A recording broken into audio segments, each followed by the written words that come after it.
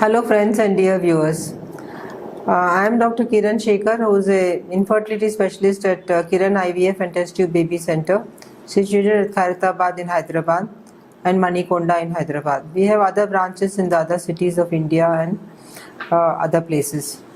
Now, infertility is a very common condition nowadays where they are not able to conceive after 1 or 2 years of successful married life, and these patients then start getting worried that the pressure for the family comes and the pressure from the other friends and whole society comes that, oh, these people are not having children.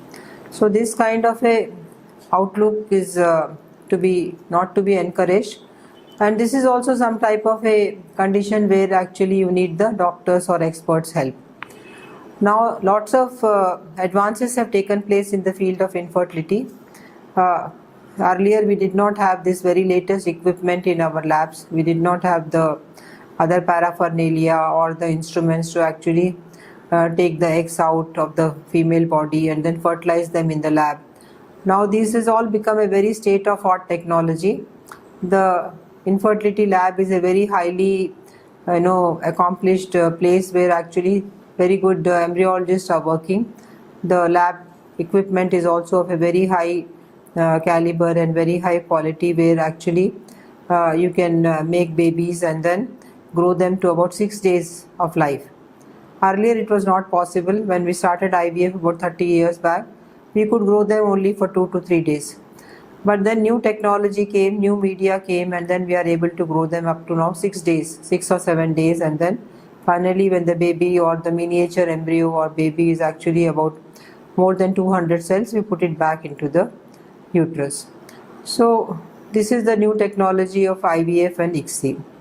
Now for these technologies to become successful, actually you have to, as a couple, you have to also contribute to some extent or a very large great extent, because if you are yourself not healthy, you are having some problems like excessive weight, you are having medical conditions like diabetes, you are suffering from high blood pressure, high cholesterol levels, or hypothyroidism, that is having problems with the thyroid gland, having other diseases like tuberculosis or pelvic infection diseases. These are all the causes for infertility, and they can make the prognosis bad. That is, your chances of becoming pregnant actually go down very much. So before actually you come to the doctor also, or with the help of the doctors at the infertility center also with the specialist, you can do some changes in your lifestyles, you can do some changes in your diet, which are going to contribute to the success of this procedure. So take care that your weight is not more. Decrease your weight if the body mass index is high, more than 25. We divide the patients into obese and very obese, where very obese patients actually the pregnancy rates come down drastically. If the male partner is obese also, the sperm count comes down. The female partner is obese also, what happens is actually she's crossing the the threshold of about 75 kgs to 80 kgs, and she's actually in that weight where it is very much excessive.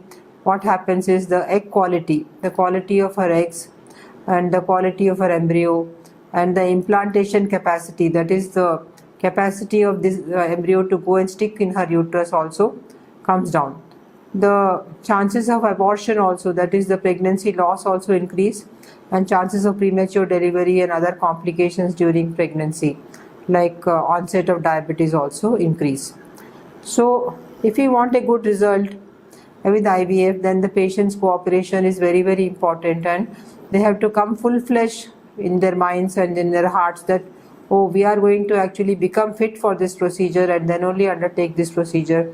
That will help us a lot in giving them good results. Now regarding the nutrition, actually all the colored vegetables, all the colored fruits, all those are very, very good for infertility, and they are giving you the micronutrients like vitamins, minerals, and all those essential fatty acids in good amount. So your diet should include all this. It should also include nuts, dry fruits. It should include lean meat like fish and eggs and other chicken, etc. Now, a very good diet, actually, they said, is a Mediterranean type of diet, like, where you have lot of quantity of vegetables and fiber. You have a very good quantity of legumes, dals, and those kind of pulses, etc. You have a proportional good quantity of cereals, that is whole cereals, like bajra, jawar, and all these cereals are also giving lot of nutrition to us. Have lot of vitamins in them, so those are all good for the infertile patients. You have to control your cholesterol levels and not eat very fatty food, so that the cholesterol level doesn't come and block the arteries and give us a less result.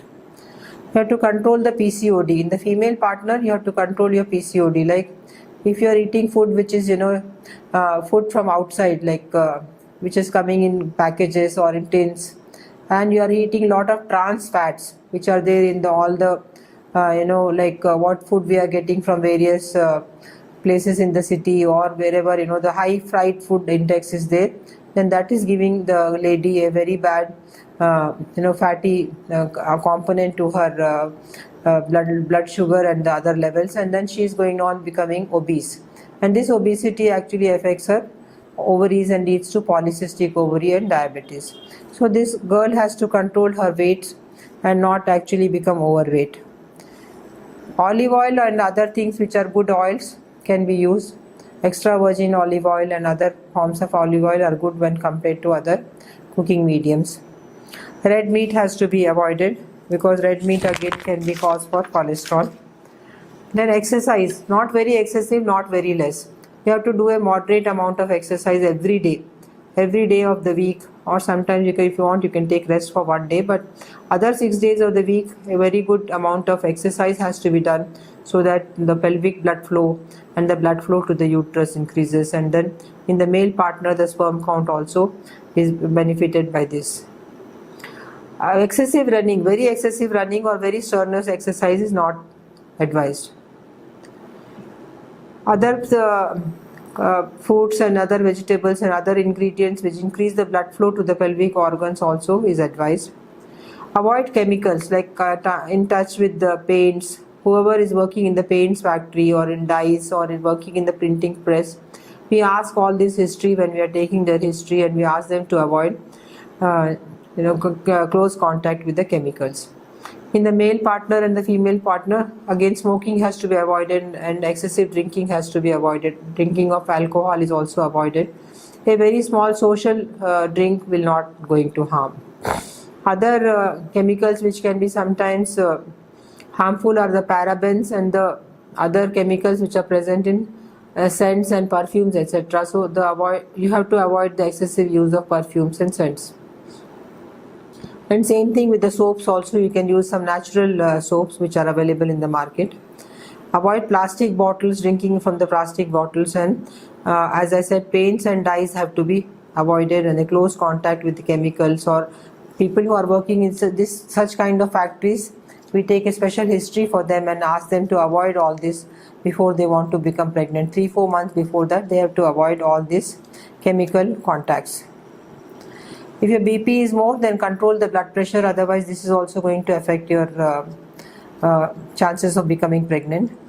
And always tell the doctor about what medications you are taking. If you are taking any thyroid medication also, please tell the doctor, inform them. If you are taking any antidepressants for the depression, if you are taking any anti-epileptic drugs, that if you are a FITS patient, like epilepsy patient, you have to avoid taking those drugs and take drugs which are suitable for you during the pregnancy.